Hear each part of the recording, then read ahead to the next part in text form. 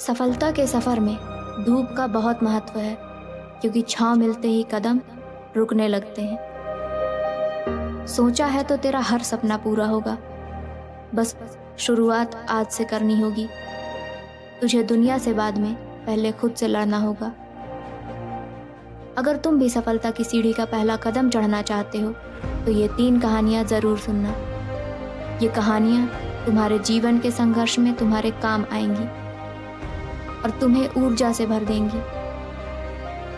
पहली कहानी, हार गया लेकिन खुद से जीत गया। हरीश नाम का एक लड़का था। उसको दौड़ने का बहुत शौक था। वह कई मैराथन में हिस्सा ले चुका था, पर वह किसी भी रेस को पूरा नहीं करता था। एक दिन उसने ठान लिया कि चाहे कुछ भी हो जाए वह रेस ज़रूर पूरी करेगा। जब रेस शुरू हुई तो हरीश ने भी दौड़ना शुरू कर दिया। धीरे धीरे सारे धावक आगे निकल रहे थे, मगर हरीश थक गया था। थक कर वह रुक गया, पर तभी उसने खुद से बोला, अगर मैं दौड़ नहीं सकता तो कम से कम चल तो सकता।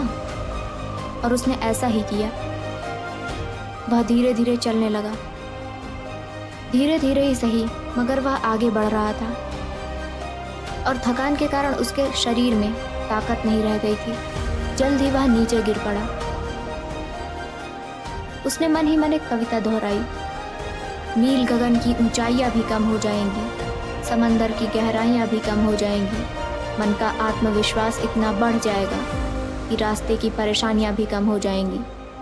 बस तुम चलते रहना, बस तुम चलते रहना, रुक जाना नहीं तुम कभी हार के। ऐसा कहकर वह दुगने जोश से उठा और खुद से वादा किया कि आज कैसे भी करके मुझे ये रेस पूरी करनी है, और अपनी थकान और सुस्ती से लड़ते हुए आगे बढ़ने लगा।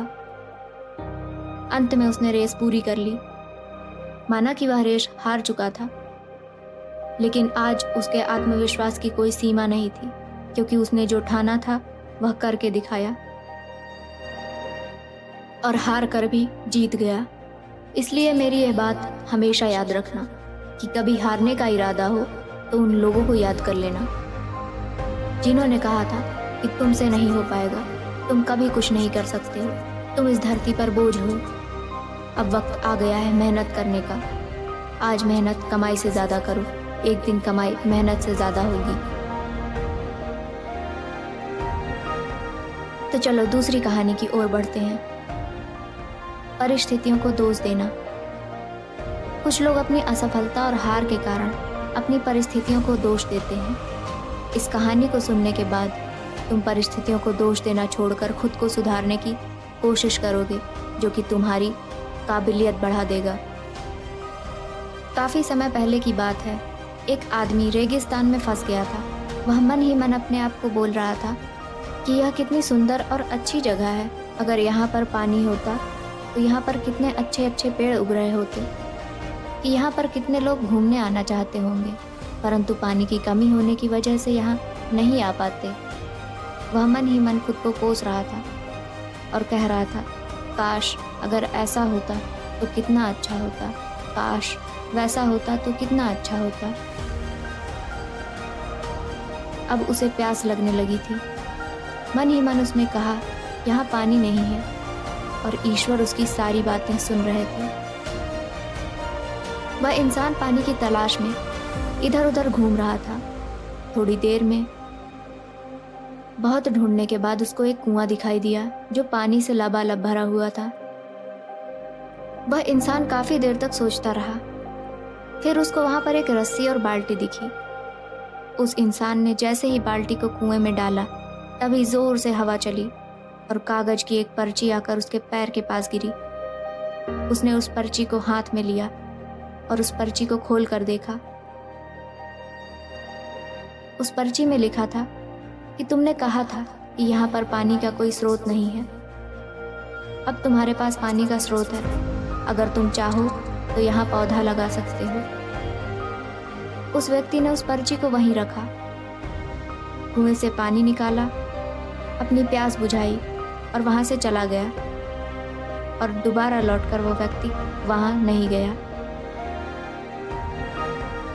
दोस्तों, कुछ लोग परिस्थितियों को दोष देना तो जानते हैं कि काश मेरे पास ऐसा होता तो मैं ऐसा कर लेता, काश वो होता तो कितना अच्छा होता।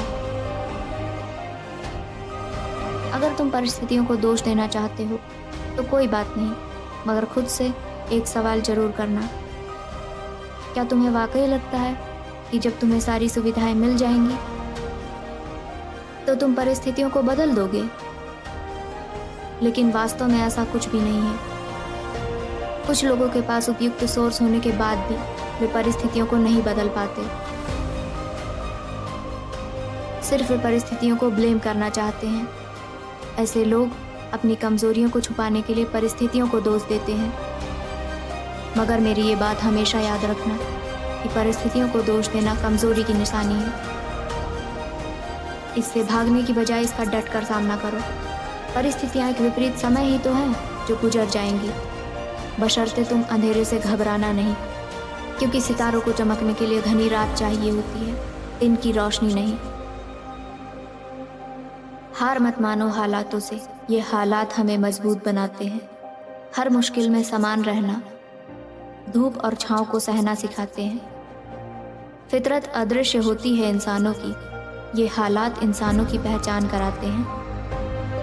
जीवन की हर एक परिस्थितियों में ये हालात हमें ढलना सिखाते हैं। चाहे कैसा भी वक्त हो, भले ही तुम्हारे पास जॉब नहीं है, आय का कोई स्रोत नहीं है, फिर भी तुम घबरा कर कोशिश करना मत छोड़ना और डट कर खड़े रहना, क्योंकि सही समय आने पर खट्टी कैरी भी मीठे आमों में बदल जाती है। तीसरी कहानी, ईमानदारी का फल। एक महान व्यक्ति ने कहा था, चालाक बनने के बजाय ईमानदार बनो, क्योंकि ईमानदार होने का मतलब है लाखों में एक होना। काफी समय पहले की बात है। प्रतापगढ़ नाम का एक राज्य था। वहाँ का राजा बहुत ही अच्छा शासक था। उसके राज्य में प्रजा बहुत सुखी और समृद्ध थी, मगर राजा बहुत दुखी रहता था क्योंकि उसकी कोई संतान नहीं थी। उसके बाद राज्य का भार कौन संभालेगा, उसे यही चिंता अंदर ही अंदर खाए जा रही थी। यह बात जब उसके मंत्री को पता चली तो उसने राजा को यह सुझाव दिया कि वह अपने राज्य से एक बच्चा गोद ले ले, ताकि वह उसका उत्तराधिकारी बन सके और उसके राज्य को बखूबी संभाल सके। राजा को सुझाव पसंद आया। उसने राज्य में घोषणा करवा दी कि सभी बच्चे राजमहल में एकत्रित हो जाएं। और अगले दिन ऐसा ही हुआ। उसके राज्य के सभी बच्चे राजमहल में एकत्रित हो गए।